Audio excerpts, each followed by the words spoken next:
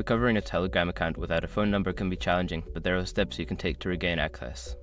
Follow this guide to explore your options. Step 1. Use your email address.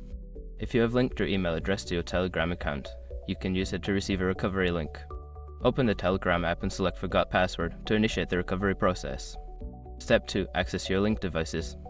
If you are still logged in on any device, you can access your account without needing the phone number. Open Telegram on that device, go to Settings, and check your account information or change your phone number from there. Step 3. Contact Telegram support. If you cannot recover your account through email or linked devices, reach out to Telegram support. Provide them with details about your account and any other information that may help verify your identity. Step 4. Use a trusted contact. If you have set up a trusted contact in Telegram, you can ask them for help. They can send you a recovery code that you can use to regain access to your account.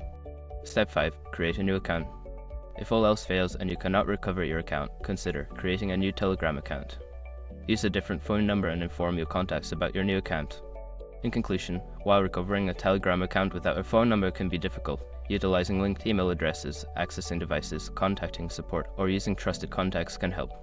If necessary, creating a new account is always an option.